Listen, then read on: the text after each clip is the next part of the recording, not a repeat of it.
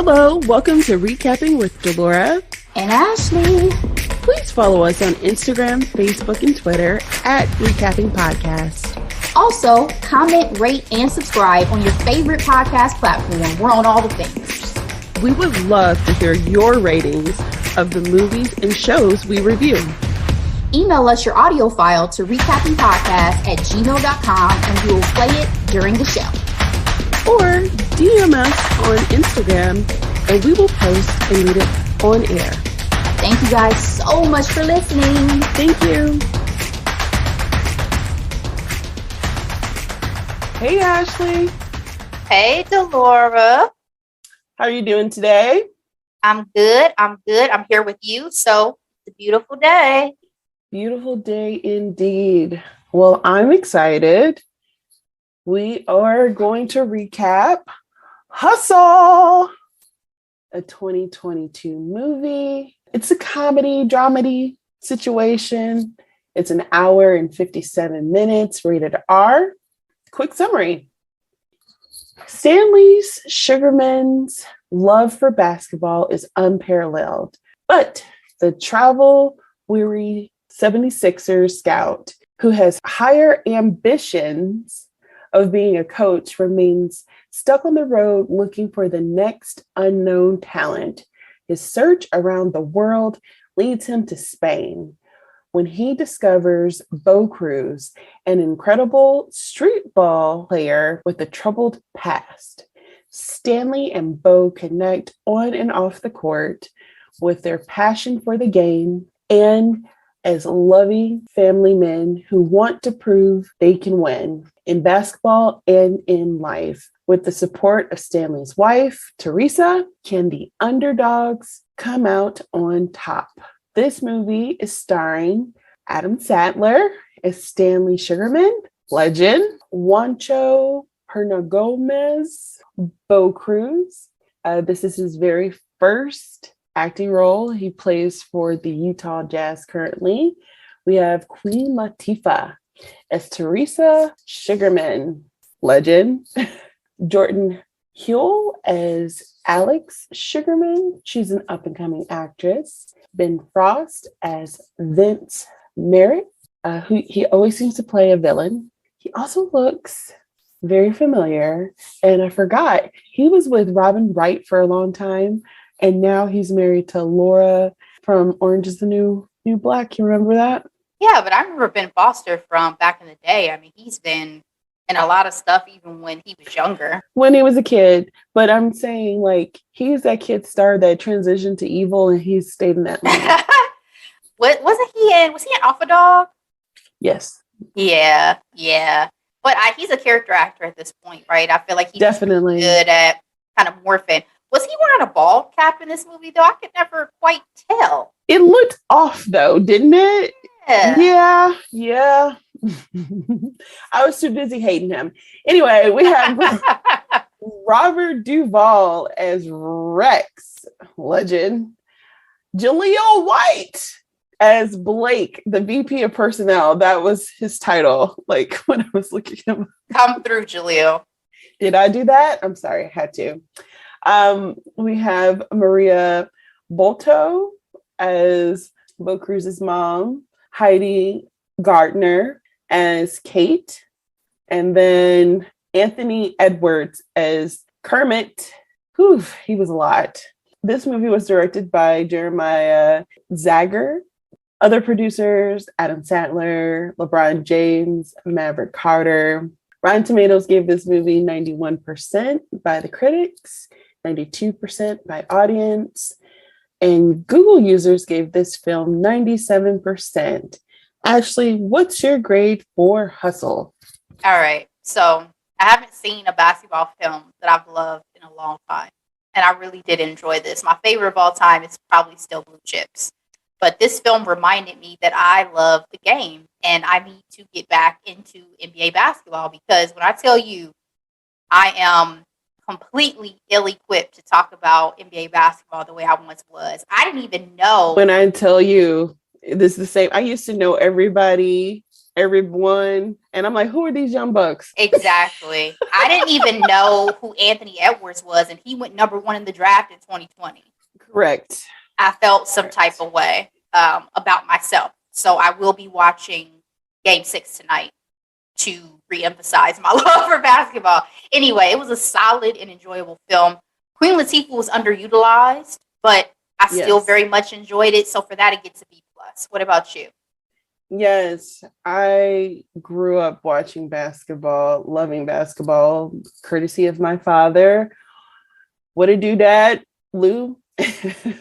He was a college basketball player star. Like, he was nice. Big guy on campus. So basketball, even though I did not enjoy playing it because I did not enjoy sweating, I have an eye for basketball. I can point out good players. I love it all. And to your point, watching this movie, and I was like, oh, I don't know this new generation at all. I knew Jordan Clarkson. I knew Trey. I knew Aaron Gordon. I knew that. That's the last Curry. Era that I know. I'm like, all these little youngsters. My brother was like, Ja, this. I was like, no, I don't know any of these people anymore. Actually, I'm glad I went into this film, watched it the first time, and then I watched it the second time after reading up on it to be like, oh, all these people were in the movie. Obviously, I knew the old heads. Mm-hmm. I knew about Doc Rivers. I knew about, you know what I mean? We know Dr. J. We know Kenny used to play. Of course. Yes. Of course. And so, but then I was like, oh, I didn't realize how well, because I was like, Bo is really good. Like, is he a player? Because typically in these sports films, you'll have an actor pretending to play basketball. And what made this film very unique is that everybody... Well, see, not my faves, though. That's why this is about to rank high for me. Think about He Got Game. Yeah. Think about Blue Chips. Those were real athletes portraying these characters. Shaq was in Blue Chips, okay? Yeah. Penny Hardaway was in Blue Chips. Yeah. Ray Allen starred in He Got Game. Those are the best basketball movies. Ain't nobody checking for no actors. If nothing else, I thought he was at least a street baller. Yes, legitimately. So shout out to Juan, though. He did a really great job. I really enjoy Adam Sandler. I've watched a lot of his films, both good and bad. And this is definitely one of his good ones. And absolutely. I gave this movie an A-. I actually grew to appreciate it more in my second time watching it. Because again, the first time I was just trying to figure out what is the story, where's it going, where's the comedy, when in fact it's very serious. See, I loved it my first watch, and then I was hella distracted my second watch. So love y'all, love the movie, loved it, but I'm comparing it to other basketball movies too in my mind while I was watching, so that may be unfair because it was good. It was very good. Yeah, and so with that being said, spoiler alert. The film opens up with Adam Sandler, Stanley, walking through a long hallway. He's a well-respected NBA scout for the 76ers. He loves the sport, but hates traveling, as I mentioned from the summary. And he's looking for unknown talent. He is in Siberia, where he's hoping to recruit who I did not know was very famous basketball player. His name is Boban. He asked him if he was 22 years old. He was like, yep. And then the boy came in talking about, that's my son. He's 10 and he looks like a cool 15. 15? That man looked 25. 25? Yes, they look 25 and his daddy looked 40. Like, they need to quit playing. They need to quit playing. But I'm not gonna lie, that there were parts throughout the movie that really did tickle me, and this was definitely one of them. But Ashley, I had no idea. I have to say, with my love of basketball and everything like that, I was very ignorant to what scouts actually did. I didn't know how active they were going international trying to find talent. Were you aware of this? I don't think I've thought about it for basketball. I think scouts scouting has been portrayed more like in baseball films, I feel like, than I've seen in basketball. So I had a better idea a little bit of seeing that process. But it makes sense because basketball obviously is an international sport that for the NBA recruits the best of the best, no matter where they may be. So it makes sense. But damn, I was like, this has to be exhausting.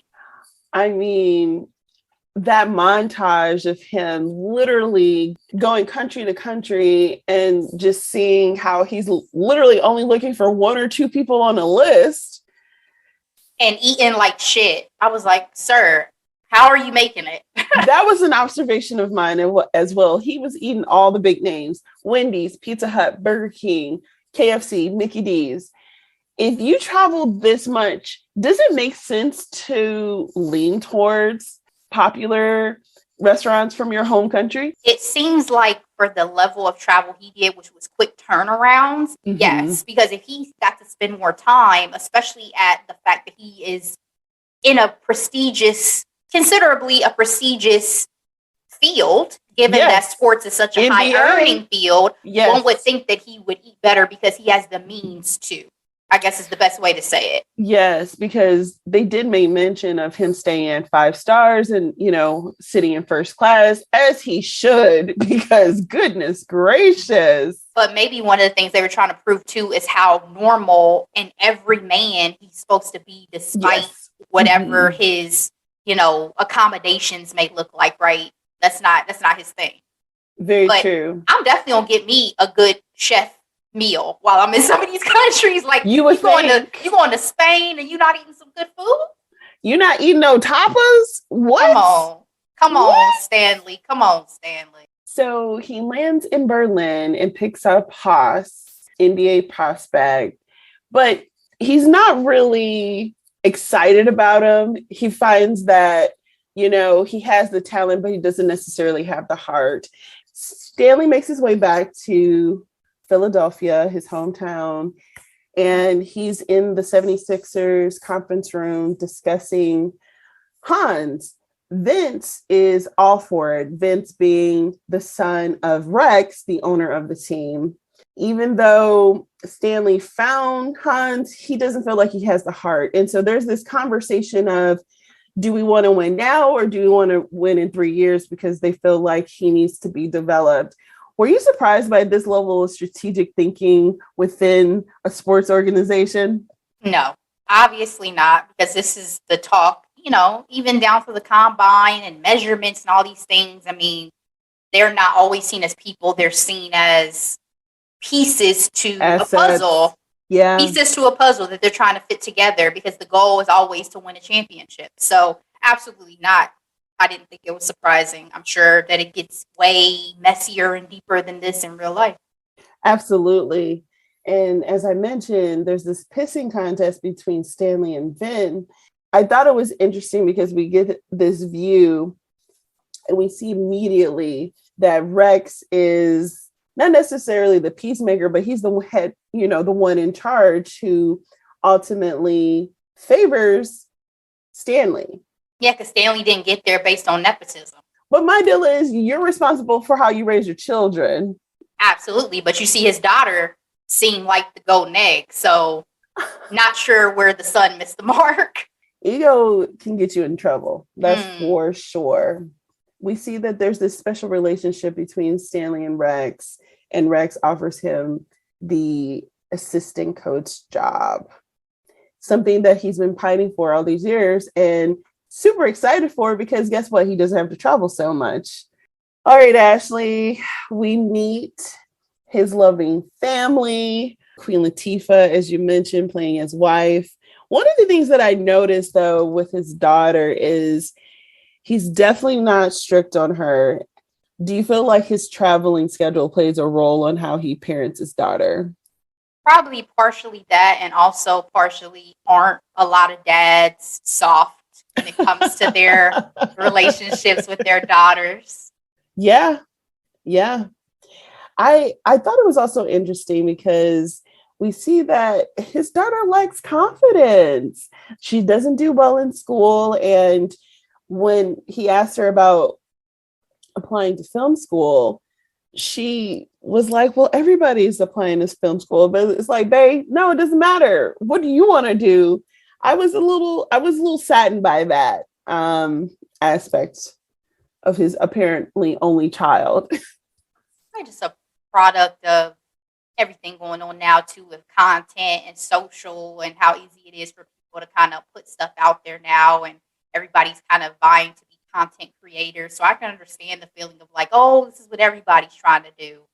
But you got it, girl. Got it. Yeah. We find out very quickly that Rex has died. And I hated that he found it out on the radio. that's an excellent point, because as soon as he found out, he calls Rex, and obviously it went to voicemail. But you would think that he would have gotten the call a lot sooner, being so close to the family. Yeah, exactly. There was a star-studded funeral. I mean, Fat Joe, Mark Cuban, Dr. J, all present. We hear that Vin will be taking over the day-to-day operations. Has your career ever been impacted by the changing of the guard? That is an excellent question.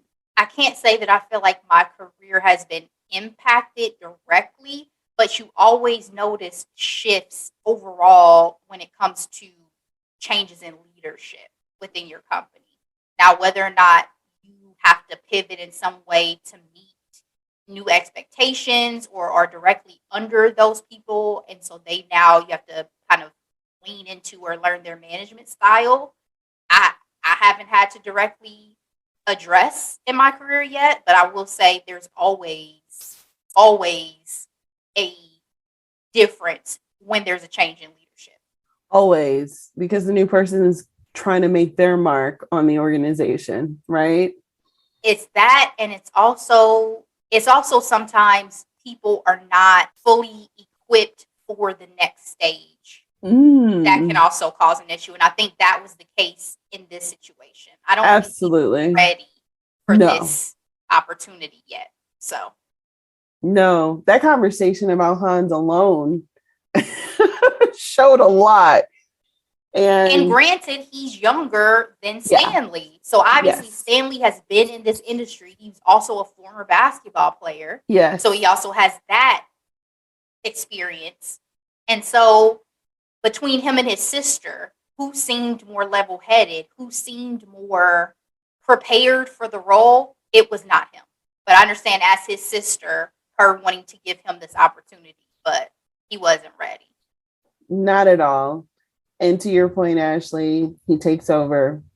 Stanley had the opportunity to move into his assistant coach job, but Vin called him up shortly after the death of Rex and told him that he needed him back out in the field. And I was worried about that too. Once I heard he died, I was like, oh, his coaching job is done. Yeah. Yeah, I thought the same thing too. I dreaded it, actually. And sure enough, he tells Stanley that Hans was a bad choice. He had effed up and that he needed him back out as a scout. Stanley, trying to plead to his humanity, which apparently did not exist, tried to let him know like he hasn't been home for 9 of his daughter's birthdays. Ashley, that would be gut-wrenching. I'm not gonna lie. Yeah. Because those 9 years go by very quickly. I will say this. I don't think he was a bad person. You know, there's a lot of these kind of villainous characters that we'll encounter and you just know flat out they're a bad person. I think he was too motivated by his own ego, his own pride, and wanting to make his mark and impact the legacy of the team. And he was not yet prepared to do so. Had his father not passed away, I don't think he would have been ready for this role for a very, very long time. We hear from Kenny that Vin is doing a lot within the organization now that he's in charge. And he even offered Stanley a job as an agent just to make sure that he was safe. But Stanley was so bent on being an assistant coach. He was like, my mind will always be set on that until I reach it. And so, you know, I'm not interested at this time. One of the most impactful quotes, there are several quotes throughout this movie that I thought was very fascinating. when he went back on the road, obviously disappointed, right? He's talking to his wife and he says, guys in their 50s don't have dreams. They have nightmares and eczema. I thought that was pretty deep. What did you think about that quote? It would stand out for me. J-Lo would disagree. People in their 50s definitely still have dreams and definitely should still be trying to pursue what it is that they ultimately want to do. And I know that he is. I think he was just so frustrated because it was beyond his control. Yes. And we also will get there, but he had faced some major disappointments throughout his life to where if you fall pretty hard young, you get kind of hesitant as you get older, right? With the level of dreams and aspirations. Because one does wonder, what if he had dreamed bigger than... Yeah. He does have the mind to run a franchise based on his portrayal in the film. What are your thoughts on Queen Latifah's and Adam Sandler's chemistry in this movie? What chemistry? They barely touched. I thought there was a sweetness in their interaction. I think there was a sweetness. I think they're supposed to portray a couple who's been together for a long time. Very long time. So they don't need to be all over each other. But it's also because I'm watching Queen Latifah and Adam Sandler. I'm like, this was intentional because y'all know ain't nobody trying to watch y'all make out on our television screen. Pretty much. It would feel a bit awkward. Yeah, and we know how obsessed he is with his wife. So, yeah, I'm sure the wife felt safe too. He did a good job when he was on Brooklyn Decker and just go with it. He was just fine. So, Oh, I forgot about that one. Oh, yeah. That's one of my favorites. I will watch Just Go With It any day of the week. Really? I love that movie. 51st Dates. See, that's in a different category. His Drew Barrymore films, The Wedding Singer, 51st, that's a different category because they have truly great chemistry. Yeah. But I also love Just Go With It. Him and Jennifer Aniston, yes.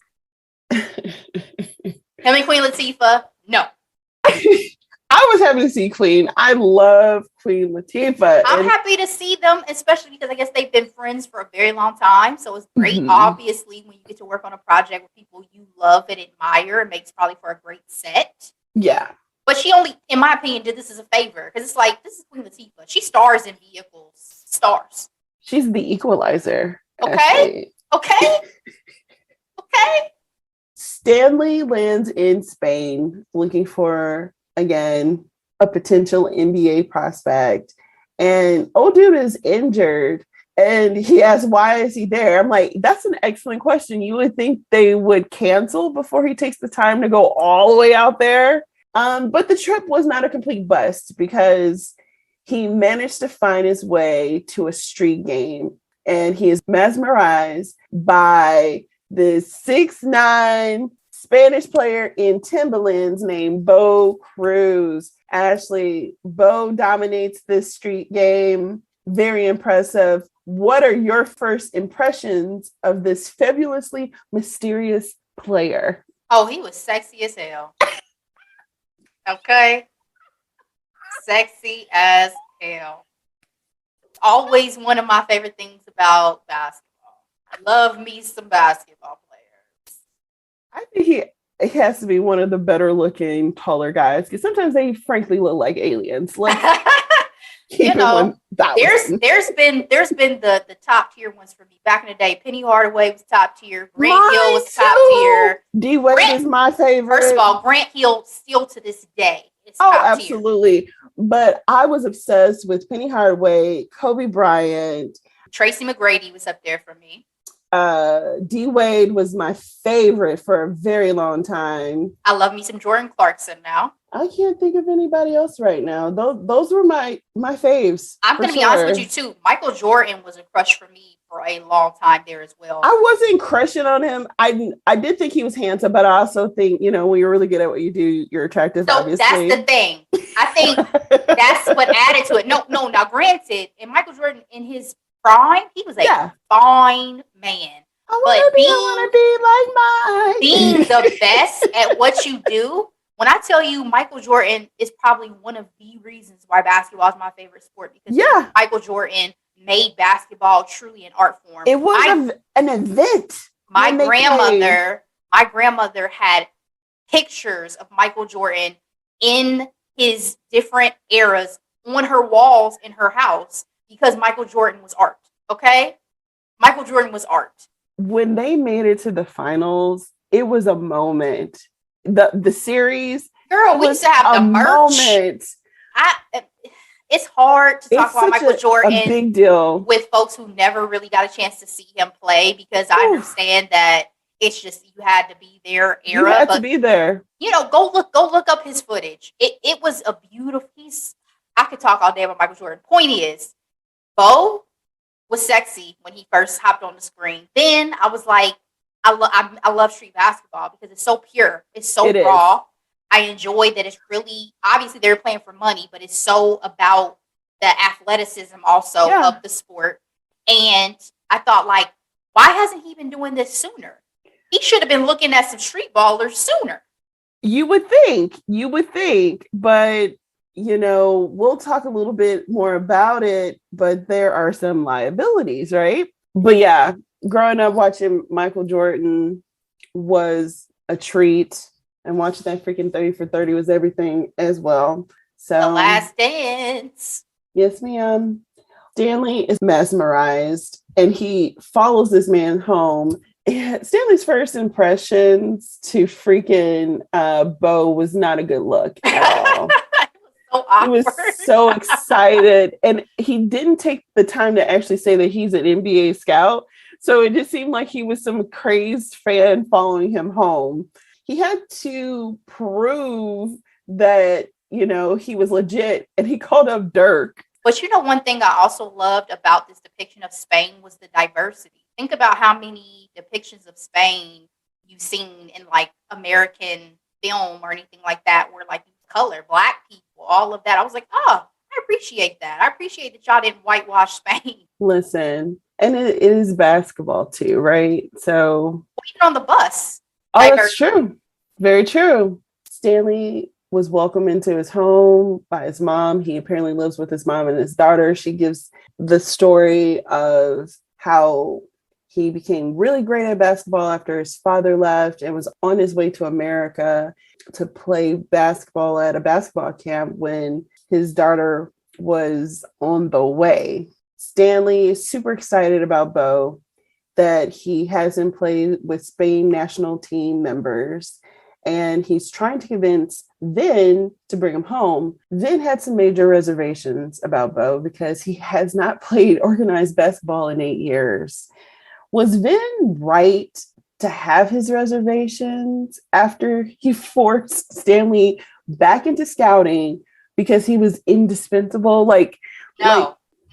This is why he's shit at his job. Put him out here to do the job. You said he was indispensable as a scout, irreplaceable, invaluable, all those things. Your dad trusted him, trusted his instincts. This is why you're shit at your job. He should have at least allowed him to bring him to the U.S., watch him play, give him a real chance, give him a real tryout, and go from there. I agree.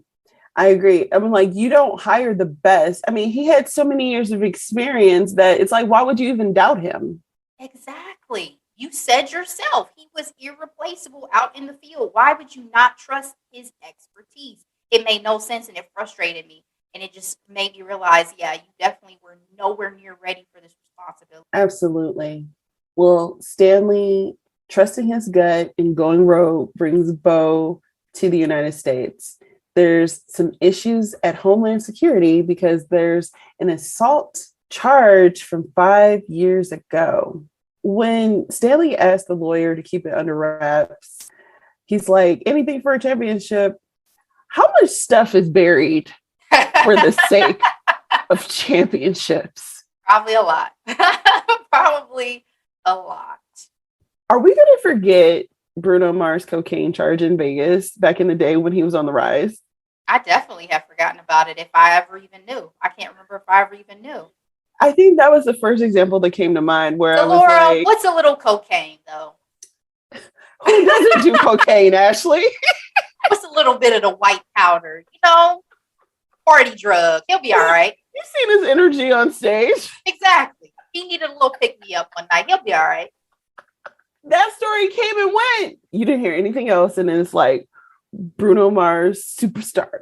Because Hollywood knows better. We gonna be talking about people with cocaine charges. Like almost everybody in Hollywood probably gonna have a story out about them. Like it's cocaine. It's not like he over there shooting up meth. Not to rate drugs, but there's a rank. There's a rank.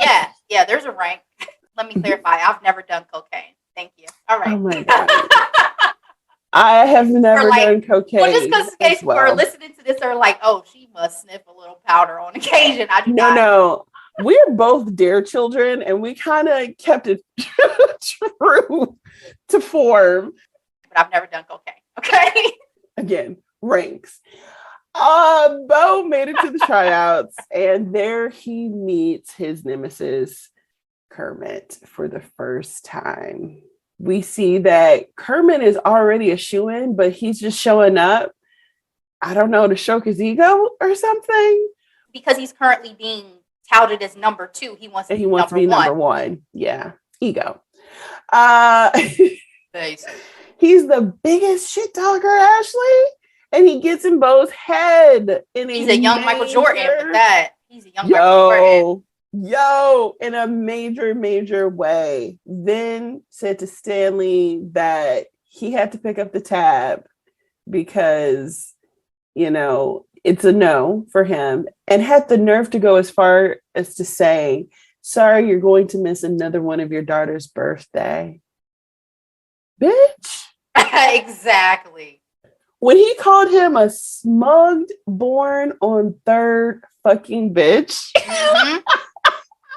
I actually felt good about that. I was like, at least you got it out, sir. Unload the clip. I wish he had gone further. Your daddy didn't love you anyway. He wished I was his son. Exactly. Oh, and your sister likes me better too. Okay? Whole family. Fuck you.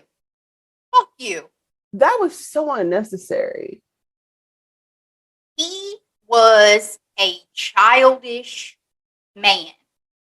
He was so ruled by ego, I don't even know what else to say. Like, I think he was so insecure too in his position that it made him inflexible in his decision making. Yeah, that's a good point. Well, Stanley quits. Do you think this was a wise decision? Yes, he was castrating him. He was never going to let him do and be what he needed to be. So what's the point of sitting around being miserable, traveling all these years, and at this point where you're ready for more, you finally have more, just to go back on the road? No, I'm not doing that. Yeah, that's very, very true.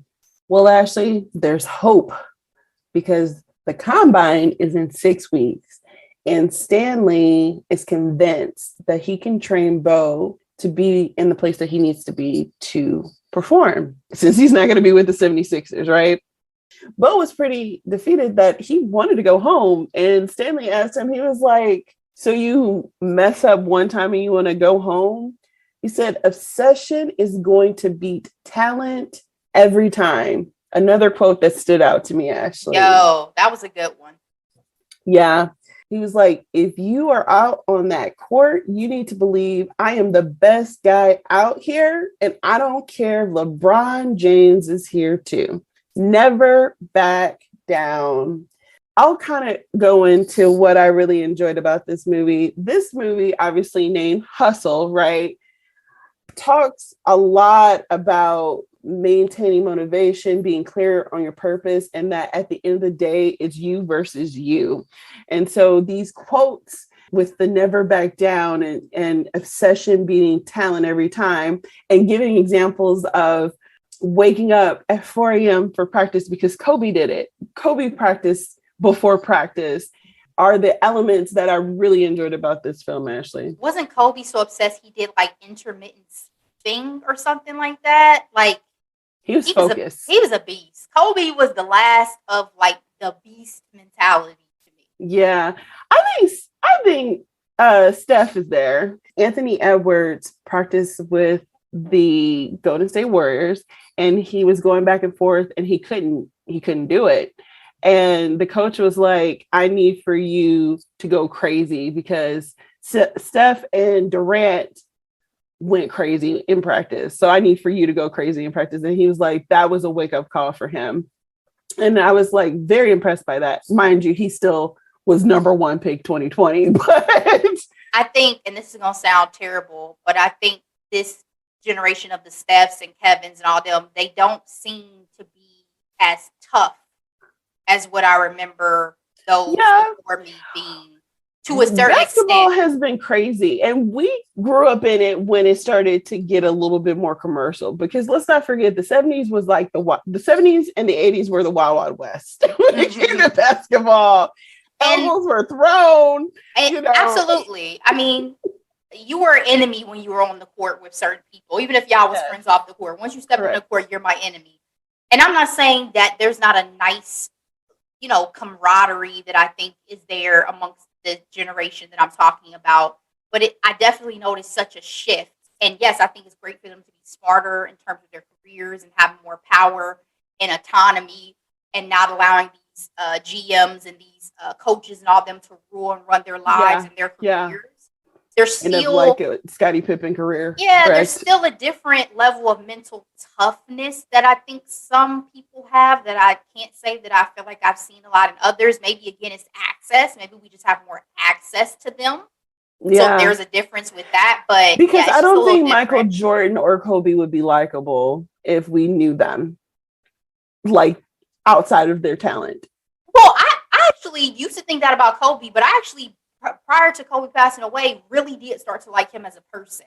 Now, I think that Kobe started in the league so young, and I think he had to go through a lot and had to grow a lot, and there was a level of maturity that he got to in his obviously older age. Because let's not forget too, a lot of these athletes are very young, when they're on these huge stages, right? They're still going through life and maturity.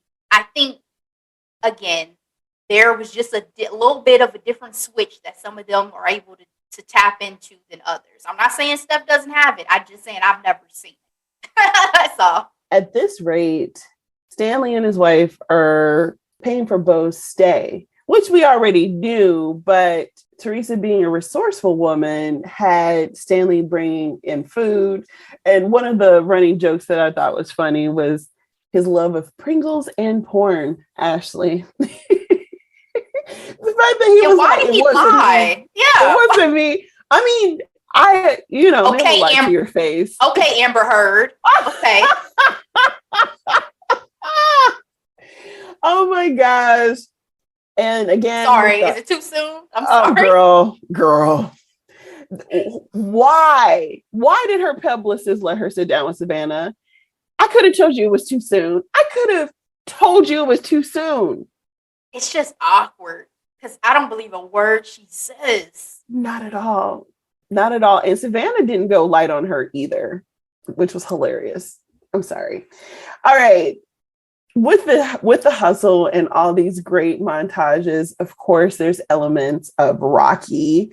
I really enjoyed how Stanley incorporated his daughter, since she loves film and recording. He had her film practices so they could go over elements of his training that they had to improve.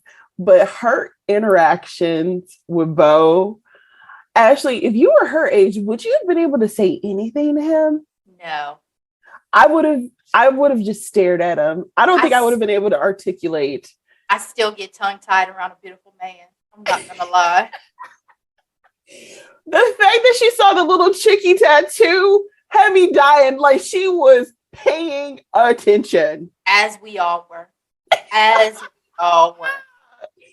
We find out that his one sleeve and his chest all represented elements of his mother and his daughter, his life.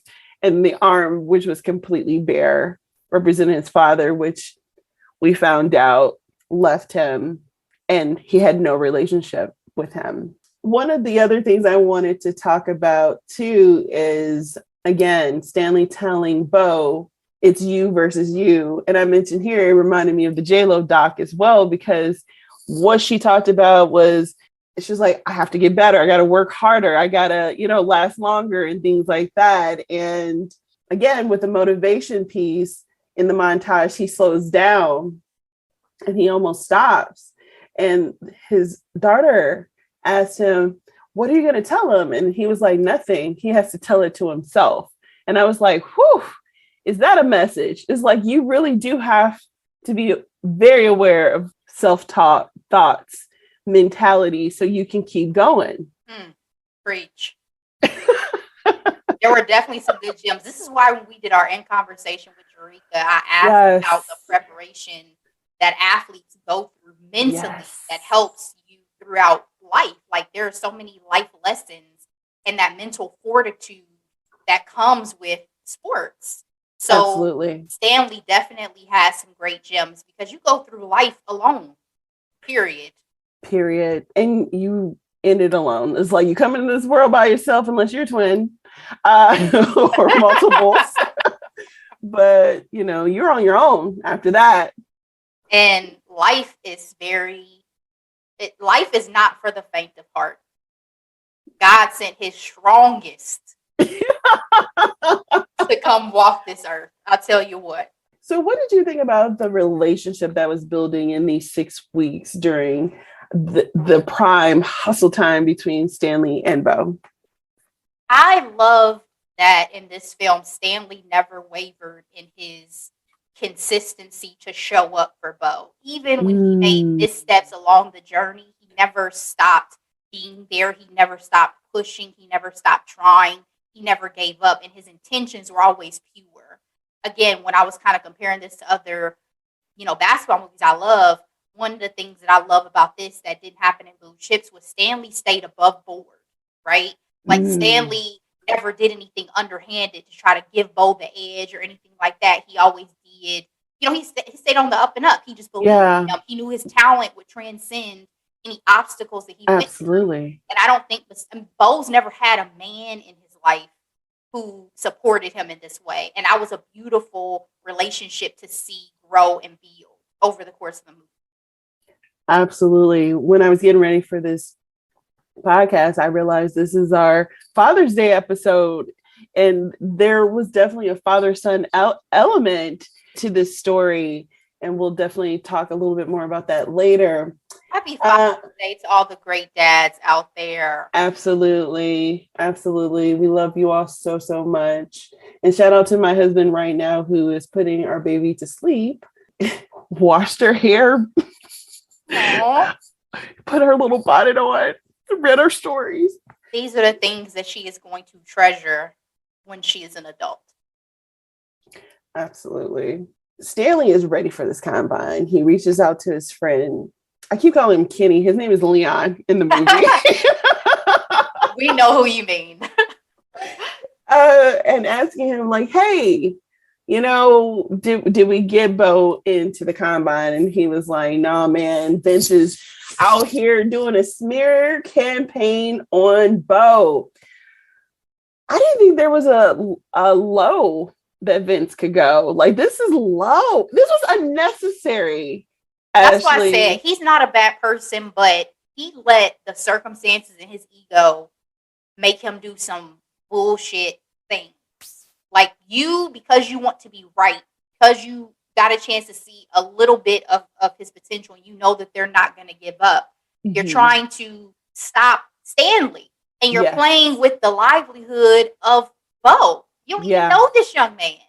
Exactly. Just because you want to be right. It's disgusting. It's gross. But we have our big revelation. And what is up with our protagonist withholding the truth? Seriously. I'm surprised that Teresa didn't kick him out the house. Him not telling her that they were footing the bill this whole time and he quit his job. Like, sir. And then Bo is furious. Bo was ready to put his hands on Stanley. If it wasn't for ice, he was able to simmer down. And we got a lot of revelations even in this interaction. We find out that Stanley had a promising basketball career in college, but bad decisions led to him damaging his hand and his teammates' shot at an NCAA tournament. And we find out that aggravated assault was due to Bo's baby mama boyfriend trying to insert himself in their custody battle.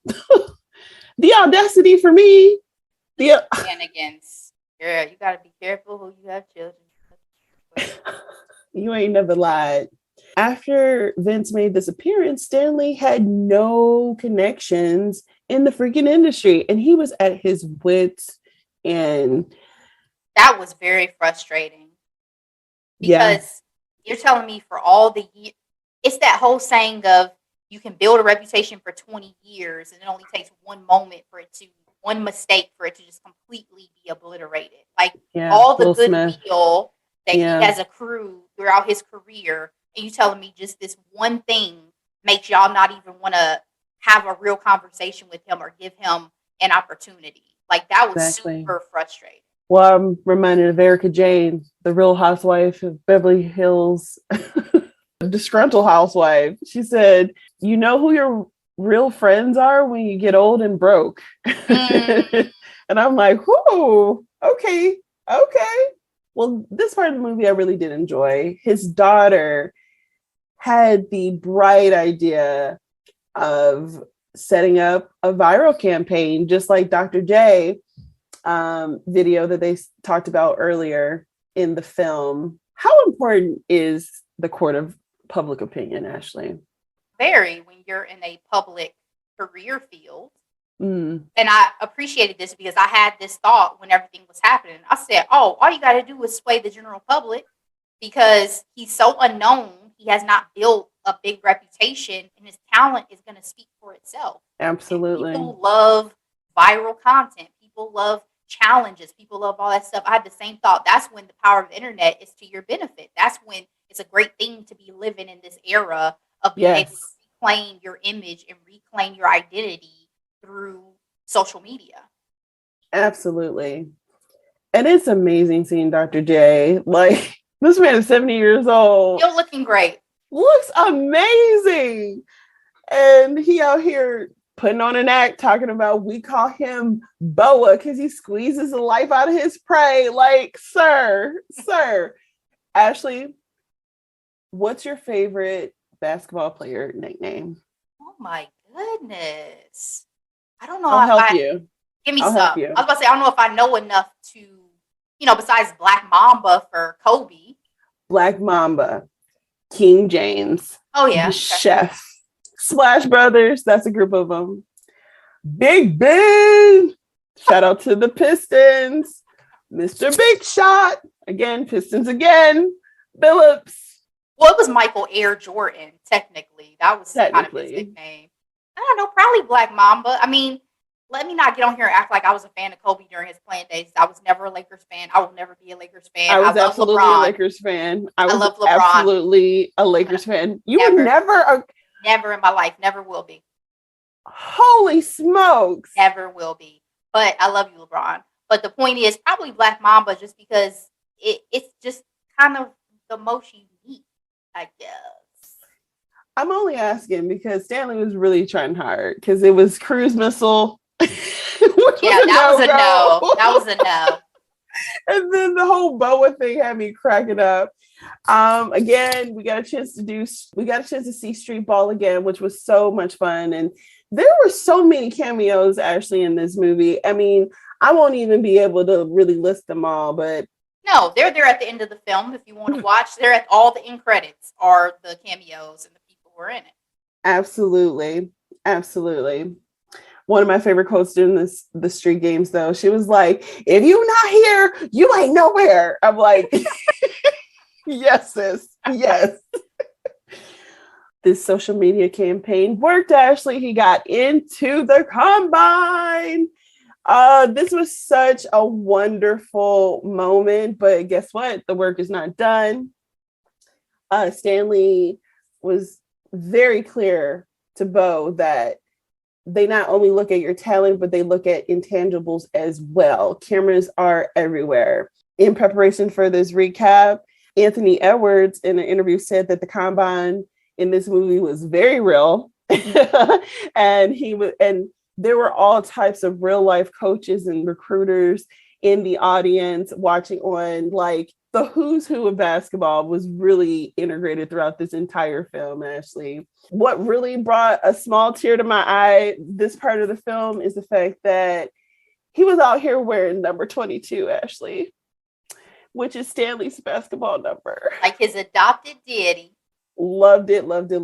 But even though they had worked on it during their hustle montage, the level of shit talking that Kermit did was real low. I mean, I didn't think it could go that low.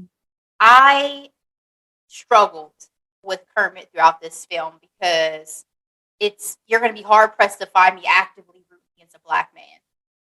And he has, in this film, obviously worked to the point where he is going to be the number 2 elite draft pick in the NBA, right? So he's very good at what he does. And so you do have this new person coming for his spot. So I get it. But did I think he went too far when he's waving at this man's child? Yes. I'm her new daddy. But Anthony acted his ass off. Yes, he did. Fun fact also, he and Juan are friends. They played on the same team for, I think, at least a year, because Juan has moved around during his time in the NBA. Right now, he's with the Utah Jazz, but he's the one that told Anthony about the role. So, of course, he never thought in a million years he would be an actor. He was like, the only reason why I tried out for it was because of the pandemic. He was like, my sister, who is a famous athlete, as well as his brother, all from Spain, but they're all professional athletes, very tall too. He was like, his sister told him, we're going to do a tape and we're going to submit it. And he got the role. He's like, I don't know how, because I felt like I was horrible. He worked with an acting coach. He and Anthony worked with the same acting coach because he got him on the film and was like, here, use my, resources. So they're genuinely friends in real life. So I thought that was fun to find out because, Anthony said that they're not this disrespectful in real life, but the trash talk does happen. Probably not now. Do I think that this would have happened back in the day? Yes, I do. Yeah, today, no. Back in the day, I don't think anything was off limits. Mm-hmm. I don't think so at all. Bo blows it. He loses his temper. He didn't punch Anthony, but he was very, very close to. He's getting ready to pack it up.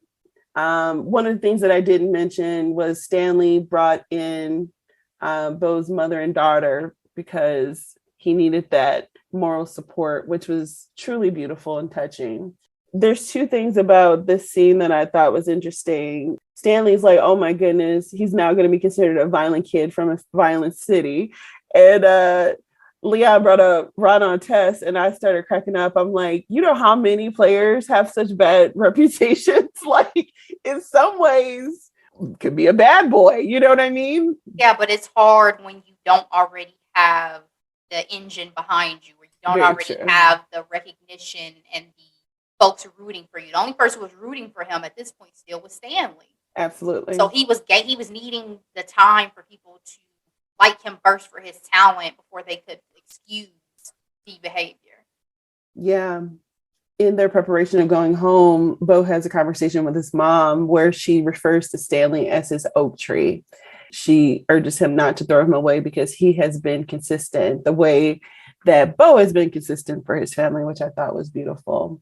All right, so we are at the finale where on the way to the airport, Bo finds out that Stanley was supporting him this whole entire time. My question is, he didn't realize that Stanley was available, like highly available to him this whole entire time. Like, he was focused on getting to the combine. A very last minute hush hush tryouts at a high school where all the scouts and owners are going to be there.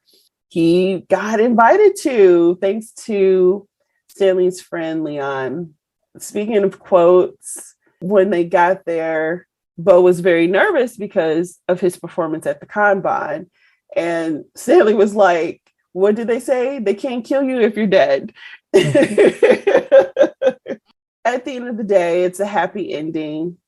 The sister takes over the 76ers because Ben messed it up.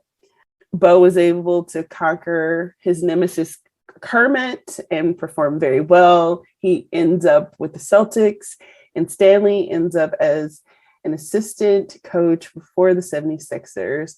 And Doc freaking Rivers. Okay. Exactly. The part that had me in tears was that oak tree tattoo that says never back down on the part that represents his father's side. So Ashley, what are your final thoughts on Hustle? I love that Stanley Steele said, you may be my son and I'm rooting for you, but let me go ahead and give some information to my player about what to look out for, because at the end of the day, this is still a game and we still want to win. Exactly. I love that. Again, my overall thoughts, highly enjoyed this film. Reminded me of why I love basketball so much. Adam Sandler was absolutely at his best in this showcase of his talents. All the basketball players really impressed me with their acting skills, given Absolutely. that a lot of them have never acted in a film before. And I think, this is going to go up in my list of top basketball movies, which is impressive at this stage in my life. So I agree. And really quick, what are your favorite basketball movies? Blue Chips is number one. He Got Game is still very much up there.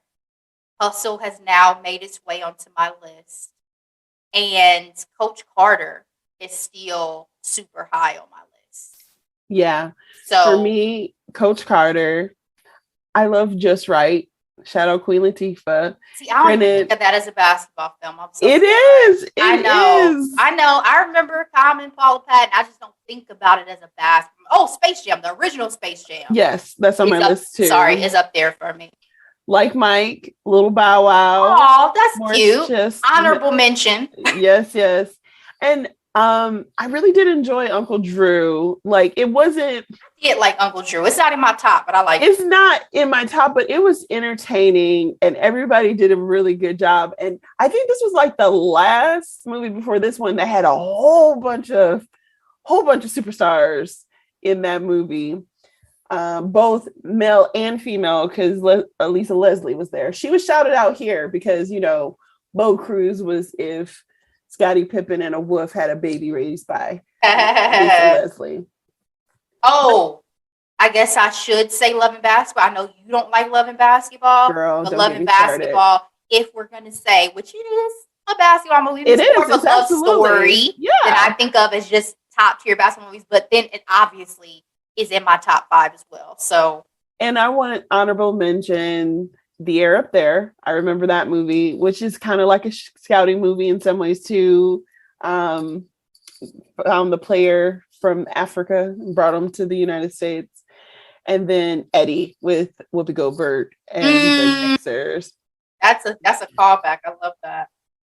Oh, White Man Can't Jump is a basketball. It is. There's going to be too many to talk about. I guess here's my general criteria for my favorites. Okay. I need a heavy dose of authentic basketball play in the film for me to really want to consider it a basketball movie. I need to see some overcoming of some struggle and some hardship. And I need to be inspired. The best sports movies should be inspiring. Yes. Coach Carter still has one of my favorite quotes ever. Which one? It was the one about our deepest fear is not that we are inadequate. Our deepest fear is that we are powerful beyond measure. It is our light. That's a famous quote. Yes, it is our light, not our darkness, that most frightens us. And on and on. That was one of my favorites. Everybody quotes Nelson Mandela, and it was also in Akeelah and the Bee. But the lady who ran for president was the one who wrote it. It's Marianne Williamson. Yep. Yes, but that's one of my favorite quotes, and it was in that, and it was such a pivotal moment in the film. So what was pivotal for me was how I knew Channing Tatum was going to be a star, because he was in that movie fine AF and didn't have a single word to say. I didn't know he was going to be a star, but I said, that's a fine white boy right there. My sister and I joke about that all the time because we pointed him out and we're like, and then he became Step Up. Okay, so my final thoughts are this. Really enjoyed this movie, truly inspired by it, love some of the quotes. At the end of the day, it is you versus you every time. So a few fun facts about the film that I wanted to highlight really quick. This is the technical side. Apparently it took them 4 to 5 days to shoot. The entire movie? The basketball scenes. Oh, okay. And they started off with Stanley's vision of the game, and then they did all the editorial shots after. And it was so funny because Juan mentioned, Juan Cho, but he does go by Juan, that he was like, it was harder to play basketball in this movie than it was in real life because we had to play the games over and over again. Mm-hmm. So very impressed. I think Adam Sandler's in his dramedy bag because, you know, after Uncut Gems. I still haven't watched that yet. I still haven't either. But he put a lot of work in that. And so I think he might be able to do something with this movie. If, you know, it's definitely one of his better movies because he's also had a lot of bad ones. I'm not going to lie. I mean, it's arguably his best in the vein of non-comedy. I mean, yes, you have correct. Adam Sandler classics, comedy classics that will always be up there. Waterboy. Yeah. You know, yeah, all of those of that era. But now in his later years, this definitely stands out to me as his number one film he's made since the heyday of his career. And that's just my personal opinion. I would agree. Well, thank you, Ashley. Thank you. If there's nothing else, time for Hidden Gems. All right. So I got to give an update from last week's Hidden Gems, which is Made for Love.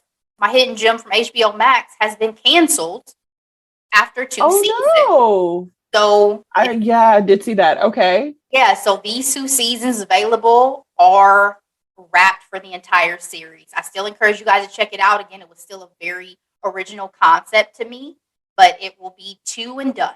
All right, so my 3 hidden gems for this week. First one, I'm sure you've heard about it because we talked about it even in our Hot Topics and Headlines section. Obi Wan Kenobi, Disney Plus. This series, Delora has managed to do what no other Star Wars project has done before.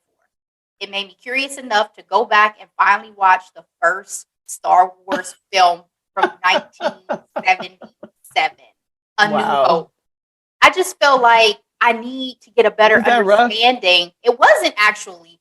Shockingly, I really enjoyed it. Did my attention span wane? Yes. But that's just me in general these days. You'd be hard pressed to find me really being able to really sit through 2 hours without feeling it. So it was an amazing feat, though, to this project that it made me curious because I've been criticized, being a movie lover, I've been criticized for so long for never watching the original Star Wars films, right? So yeah, I ended up popping my cherry about 5 years ago with that. Cherry, I cannot. But I held off for a very long time. Yeah. I mean, I have to give credit to this series. I think this series is so good, and it was sheer curiosity because I just want to start tying these events and timelines together. I know Star Wars heads may not agree with me, but I love it. And episodes 1 through 5 are out currently. I just watched episode 5 before the podcast. Episode 6 will be the final, and I'm ready because now I kind of feel like I know how things are going to go because I've watched A New Hope, which is after the events of Obi Wan Kenobi. So anyway, my second hidden gem is Miss Marvel on Disney Plus. I am loving this series. The first episode hooked me so quick.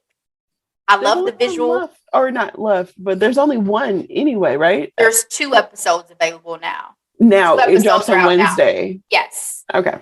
I love the visual storytelling being done through the movement of artwork and signage throughout the show. And I'm loving Kamala Khan, first Muslim lead character in the Marvel Universe. I cannot wait to see what this series has to offer. And then my third and final, Delora and I have sprinkled it in a little bit throughout this recap, but it's Halftime on Netflix. J-Lo's documentary about highlighting her journey from her Super Bowl performance and the presidential inauguration in 2020. I had a different hidden gem previously, but I had to put this on, first of all, because it was really good, but second, because Delora, last week I was tripping. When we were talking about the MTV Movie and Film Awards, I was like, is this J-Lo's first acting award? No. I totally forgot about the acclaim she received for Hustlers. What was I thinking? Yeah, but she didn't get any of like the big three. She didn't get the big three, but she still received awards. Some critics awards. Yeah. She still was a front runner for the Globes. People thought she was going to get it. And I have to say, now after having watched A Marriage Story, in which Laura Dern won Best Supporting Actress over her at the Golden Globe, J-Lo was robbed. J-Lo was robbed. Was Laura Dern being Laura Dern? Yes. And she was a lawyer. Like, it was not. J-Lo worked her ass off for Hustlers. She did. You saw a side to J-Lo in multiple ways that you've not seen her do in another film. And so there's a lot I could say. I don't want to get into it for today because we've already like the fact that A-Rod was nowhere to be found. Well, not even that about in the documentary. I was going to talk about why Laura Dern won that award over J-Lo, but I don't want to get into all that today because we're running short on time. But yeah, they definitely cut that so that A-Rod was barely a blip. Anyway, enjoyed the doc so much. I saw Size Jennifer I haven't seen before, and I appreciated it, and I appreciate her more for having seen it. So Laura and I may get back to this at some point to recap or just talk in depth, but I just wanted to put it on there because, again, I had to correct myself from last week when I was mentioning her not receiving her acting accolade. So, Laura, that's all I got for Hidden Gems this week. What about you, girl? All right. So I have 3 this week. So the first is a brand new series on Netflix called First Kill. If you know anything about Ashley and I, we love a good supernatural moment. We grew up in the age of Twilight. I don't know if it's just literally injected in our brains to watch any vampire with what have you show. But I'm so glad you have this as a hidden gem, by the way, because I had put this on a do not watch list because I read a horrible review about it. So you making it a hidden gem has renewed my interest. Okay, Ashley, here's the deal. Did you hate watch it? It is not phenomenal by any stretch of the imagination. The chemistry is questionable. The acting, white girl looks really young. Yeah, the acting is questionable. But I watch these type of shows for like easy watch type of deal. Like I like to watch Charm, for example. I don't expect much from it. The Charmed reboot had some really. Oh, okay. I was gonna say the original has some really good episodes. The reboot.